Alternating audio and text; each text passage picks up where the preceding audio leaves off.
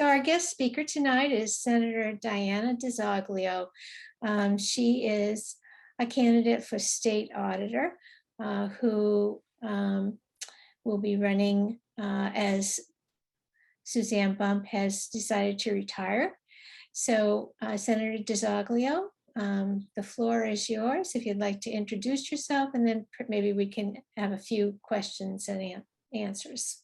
Sure thing, Madam Chair. Thanks so much for the gracious invitation to join tonight again. I know it's a busy season, so I'll try to keep my remarks brief, and then, of course, want to get to the question, the Q&A period, which is my favorite. My name is Diana DiZoglio. I'm a state senator from the Merrimack Valley, and a little bit about myself. I was born to a 17-year-old single mom in Methuen. We moved back and forth between Methuen and Lawrence throughout my childhood, depending on where my mother could find work as a young nurse's aide. And I ended up going through the public school system there, going to Middlesex Community College in Lowell, where I was able to obtain an associate's degree that was affordable. Thanks to our state's investments in families like mine. And I then ended up earning a seat at Wellesley College, where I was so grateful to attend, but I was able to attend there based on a scholarship. And I first ran for office a little over 10 years ago after what was actually a pretty tumultuous circumstance on Beacon Hill, where I was working at the time as a legislative aide in the House of Representatives, had experienced some sexual harassment there, and then was subsequently dismissed because of that harassment. And in order to collect a very basic standard severance package upon my departure, it was required at the time that I sign a taxpayer funded non disclosure agreement that prevented me from talking about anything that I had experienced as an employee in the House of Representatives. But I didn't let them get rid of me or keep me quiet, and I didn't leave government like I was told to do. I instead decided to run for state representative myself. And a little over a year later, made my way back into that same chamber as the youngest woman serving in the House of Representatives at the time. And when I got elected as state representative, I took that responsibility very seriously. And I knew it was incumbent upon me to take what I had learned through my experiences to help and fight for others in our communities who, and maybe for different reasons, but who, like I was, have either been ignored or dismissed or disenfranchised by a system that just isn't working for all Massachusetts residents the way that it could and the way that it should. And I took on the establishment regarding the use of those non disclosure agreements and fought for accessibility, diversity, equity, transparency, and accountability. That's a fight that I took with me to the state Senate, where I'm currently serving in my fourth year. And during this entire time in the legislature, over the course of the last nearly 10 years, I have been using this position, using this platform to speak truth to power and to fight for folks in our communities who come from underserved communities or working class backgrounds that just can't get the access that they deserve or the transparency that they deserve. When the governor during the last year and a half diverted vaccines away from our local communities and our elderly, our disabled, our immunocompromised, and those without transportation suffered as a result, I stood up and I demanded equity and accountability from the governor and called for an investigation into the millions of taxpayer dollars that he spent on no bid contracts with friends in the private sector instead of reinvesting those dollars into our local communities where families could get equitable access. And when we found out that falsehoods were told about what really caused the Holyoke Soldiers Home tragedy through a Boston Globe Spotlight team investigation, I stood up and I called for full investigation and an oversight hearing by the Senate, demanding that the governor come back under oath and that we use our full subpoena authority to get to the bottom of what really happened, of course, for the sake of transparency and accountability, but more so because the families of those the families of the lost of the loved ones that were lost, those families deserve the truth and they deserve justice. When McKinsey Consulting continued to be contracted with by Governor Baker, even after our own Attorney General announced that she was suing the firm for their complicit actions alongside of Purdue Pharma in covering up the opioid crisis, which has devastated countless families across our communities, I again stood up and I called for Governor Baker to stop wasting taxpayer dollars on a company that has proven to abuse the public's trust. As state senator, I've been advocating for all of these issues and more. But as state auditor, I won't need to keep calling for audits and calling for investigations. I will be able to take my nearly 10 years of fighting for accountability and transparency. And I will investigate and I will audit these matters and more to hold the administration accountable and to shine a light in the dark areas of our government. And I know we all agree sunlight is the best disinfectant. And as state auditor, I plan on also carrying a metaphorical flashlight wherever I go to shine a light in those dark areas. Transparency and accountability is the priority. That's just a little bit about myself. I know that this is a very short opportunity to engage and to introduce myself. I want to thank you, Madam Chair, for the opportunity. And I'd love to move to the Q&A portion of this right now and get chatting. Thanks so much. Okay, so if anyone has a question for Senator DiZoglio, please raise your hand. Kelly? Thank you so much for being here with us tonight. I understand your concerns about the lack of transparency on Beacon Hill. And what do you think we can do? Because I see a lot of issues where the Senate seems to be okay with things, but the House isn't. And why do you think that is? I mean, wouldn't it, if some of the laws work for, you know, the Senate, why wouldn't the House embrace the same ones? Yeah, and I'll speak to my experience having served in the House for 6 years and working there as a legislative aide. Power is very centralized, and power is held in the hands of a few. And of course, that has some repercussions that come along with that. If you don't really necessarily do as you're told, and I'm speaking from personal experience, you don't necessarily get the funding that you need for your district, the bills that you need passed, the chairmanship that you think will be able to help you to be able to further, some of the issues that are important to you in your community. So a lot of power, and this isn't anything personal against who happens to be in those positions right now or even back then. It's just the structure. It's the way that the House of Representatives is structured regarding that power dynamic, where a lot of power is held in the hands of a few. And then you have, 100 and however many reps who have to try to navigate that very carefully and balance the need to represent their communities and get what they need for their communities, while also, trying to make sure that they're not retaliated against for some of the decisions that they make. So, again, having been part of that power dynamic, I can say it needs to change. I have been in the Senate, I've been the lead on a lot of the transparency and accountability measures. I know some of you folks may have heard of Act on Mass or what have you, and some of these different groups that have come out in recent months and over the course of the last couple of years, actually, advocating that we have an opportunity to read bills before we vote on them. Very important. Advocating that we make sure that folks are aware when we're going to have a committee hearing. Very important for advocates to make sure that they're able to participate in what we call the democratic process, but unfortunately really hasn't been democratic in my experience. Things like term limits on these higher elected positions within the institution to make sure there's opportunity for growth and change. Those are some things that continue to be discussed. They're in place in the Senate for the most part. We do have some work to do on the Senate side. The Senate is not perfect. We do have a long way to go. But certainly, there is the need for a consistent, concerted effort across the board in the legislature to increase that transparency and accountability. We have unfortunately been ranked by most good government groups as the one of the least, if not the least, transparent in the nation. And I know we can do better. We're Massachusetts. We're progressive. We should be a leader on these things, and making sure that we're being as transparent as possible, and we'll keep advocating for that. So I hope that helps and answers somewhat of the question. Just thank you. That was great. Andy, did you have a question as well? Yeah, I did. Thank you, Senator DiZoglio, for joining us tonight. So can you clarify how a state auditor initiates an investigation and how binding the findings are? If a state auditor finds something that's not quite right, what the process is and whether those findings are binding or require changes. Thank you.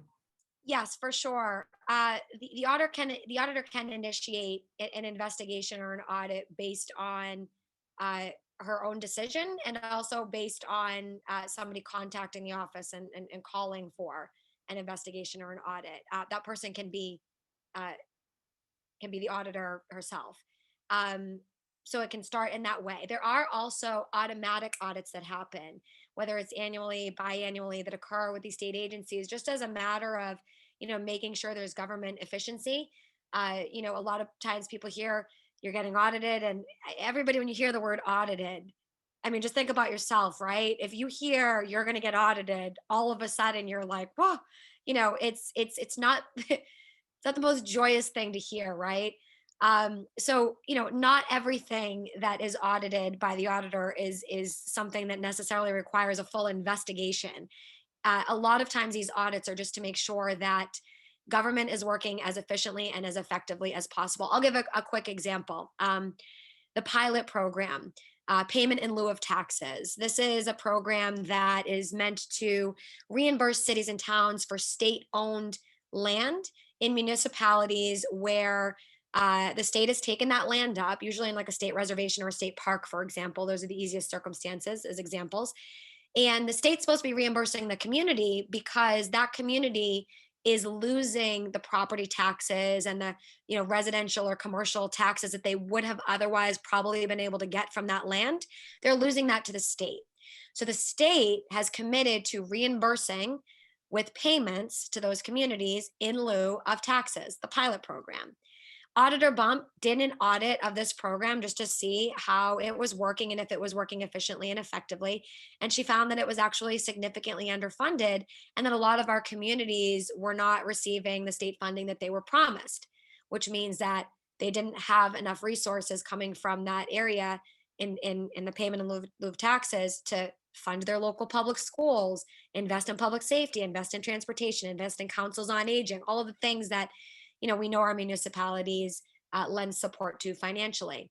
So she identified that through that process.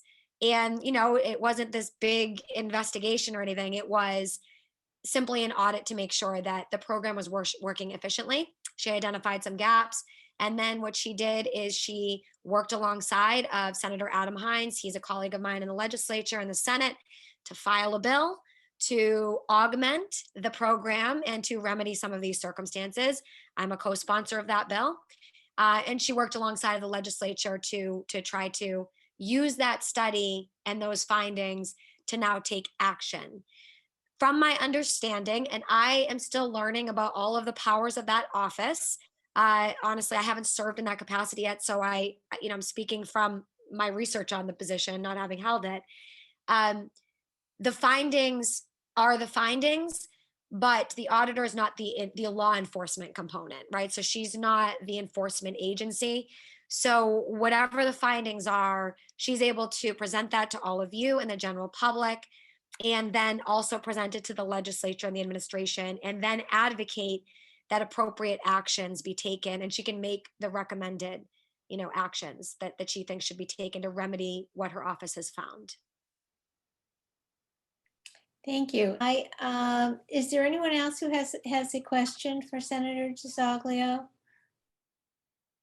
I did have one question myself, and that was about the Office of Professional Licensure, which Auditor Bump is investigating now, and I believe was Senator Feeney and you also took part in an investigation of that office. Can you give us an update about what's happening there? I had heard that they had reorganized, but. I can't speak to what's happening in the agency right now. I haven't been in contact with them since the last time I was asked about this, which was, I believe, like 2 weeks ago. But great question. I was on the Consumer Protection Committee that handles licensing in Massachusetts on the Senate side last session, when the issues with the Department of Public Licensure actually arose, where we found out that high-level sex offenders were actually getting their licenses and able to work in various state agencies, and that there wasn't as stringent of a process as there really needed to be to identify, some of these problematic areas, so to speak. And at the time, we had them come before the committee hearing, and there were oversight hearings that were conducted. And the Senate did do some investigatory work on this, but Auditor Bump also did her own investigation and her own audit. Kudos to her for doing so. It was very much needed. And she did identify some shortcomings and then made a series of recommendations to the legislature. Those recommendations are currently being analyzed by Senator Feeney and his team, alongside of the chair of the licensing committee now, which is, I believe it's a different chair now. So those things will be going through the process. I have said that, if Auditor Bump had findings that she thinks are going to be helpful regarding updating the agency's systems so that these types of things don't occur moving forward, then we absolutely need to adopt those things. We know that there are problems. We knew that there were problems before the audit was done, but Auditor Bump's investigation is going to prove tremendously helpful to the legislature in identifying where to make the changes that are necessary, rather than just knowing that changes are necessary, right? So we're very grateful for that. And that is going through the process right now and being examined by my colleagues in the Senate. Thank you. And I think we have time for one more, Anne. Or somewhere. What's the one perhaps policy or action item that would differentiate you from anyone else that's running against you? I have a proven track record of speaking truth to power on Beacon Hill over the course of the last 10 years and being a watchdog already regarding the use or abuse of taxpayer dollars. I think the thing that makes me as a candidate stand out most, that's just the most salient, Yep. is exposing the use of those non-disclosure agreements in state government. There's a lot of other work that we've all done in the Senate, and there are a lot of other issues that have worked, the Department of Public Licensure, calling for audits and investigations there. I've been calling for, DPU to implement the climate change legislation that we've been advocating for, vaccine distribution, transparency, all of this stuff. But I think that the most salient thing that, that does make me stand out as a candidate, if that's, I believe what the question is I did get up a few years ago and break that non-disclosure agreement and shine a light on the fact that they were being used, and that they are being abused across state government. And it's not just in cases of sexual harassment, just so, we're all clear on this. These are documents that are legally, are being used to legally silence workers across the state regarding all sorts of discrimination, harassment, abuse, witnessing potential corruption, and taxpayer dollars are being used to fund them. So I've been battling to pass this legislation as a senator, and we did pass a complete ban on taxpayer-funded NDAs in the Senate. I was so proud of my Senate colleagues for taking this up. They took a stand. I had, talked about how this impacts the BIPOC community, the LGBTQ community, the disabled community, so on and so forth. Across the board, we want to make sure that we don't have discriminatory policies here in Massachusetts, especially in state government with taxpayer dollars. And we did ban those things, but we have a governor that continues to dig his heel in on this issue, and they continue to be able to be used across state government. And we know that we had, over the course of the last few years, about $10 million in settlements that went out. My question is, if we know that 33 non-disclosure agreements were handed out in the House of Representatives, during the last 10 to 15 years, and that's just in the House of Representatives alone. We don't know why I was one of the 33. What were the other 32 used for? I wonder how many more are being used statewide in different state agencies. And we've gotten some answers from DPH. I believe they've used in Health and Human Services, from my understanding, and over 100. We don't know why these non-disclosure agreements are being used. These agreements were supposed to be used for trade secrets and intellectual property, not for harassment claims, discrimination claims, so on and so forth, in state government and in our own state house. So that is something that I want to shine a light on as auditor, and just shine a light on how they're being used, where they're being used, how much money's been spent on them. why, different agencies have been able to use them, and then hopefully present that back to my colleagues in the legislature. And knowing that we've passed this multiple times in the Senate, hopefully, use the audit and the investigation to assist folks in the legislature at being more comfortable about knowing where these areas need to be targeted, and hopefully getting something to the governor's desk to get something done on this and to move forward with this, make those changes we need to make. Thank you. Thank very you. much. I do have one more person who wants to ask a question, and then I think we'll wrap this up and move on. So Elizabeth Maglio, who is running for town council. Congrats Indeed, on I the am. Yes. I just have a very quick comment for you, Senator. I just want to say that I think it was so brave and fierce that you actually made such an impact with the non-disclosure stuff. And so I just want to thank you, because I think I think there were a lot of people that breathed a collective sigh of relief while also being in awe of your bravery. So thank you. Thank you. Thank you. I talk about this, and good luck in your run, by the way. Thank you. I talk about this issue, and people, of course say, oh my gosh, I'm so sorry that happened. And I think back, yes, it was at the time devastating. I was in my 20s, and you think your whole life is over, right? And then you pull through, and you have mentors, and you hopefully have your support around you, which I luckily did. But I look back now and I'm like, wow, if that never happened, I would have never been able to help expose what was happening and then champion the issue, right? So, blessing in disguise, tough time back then, but we've been able to make some significant progress now for a lot of people because of it. So, actually grateful in a way, now 10 years later, right? And hindsight's always 2020, but thank you. I appreciate that support and that encouragement. Well, I thank you very much for coming to our meeting. That was a great introduction, and thank you for your patience and answering questions that our committee had, and we wish you the best of luck. For sure, Madam Chair. And I know, look, some of you might have questions that pop up afterwards. I know people have different issues that are important to them that they might not have raised,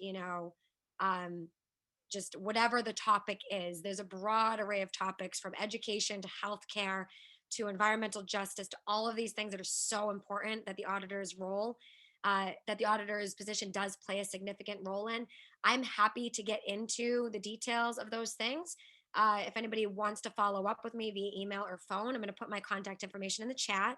And I'd love to continue this discussion with anybody who wants to continue it. But I will just end, Madam Chair, if you don't mind, by saying, I hope to have your support. I hope to have your vote. I can't do this without you. So I do respectfully ask for your vote, ask for your support. And also, if anybody is on board right now and you're like, that's my candidate, I would love your volunteer efforts in whatever capacity that is. And I will put my website in the link as well, so that you can look at some ways to get involved with the campaign. And I just want to say thanks for the invitation and opportunity to speak with you tonight.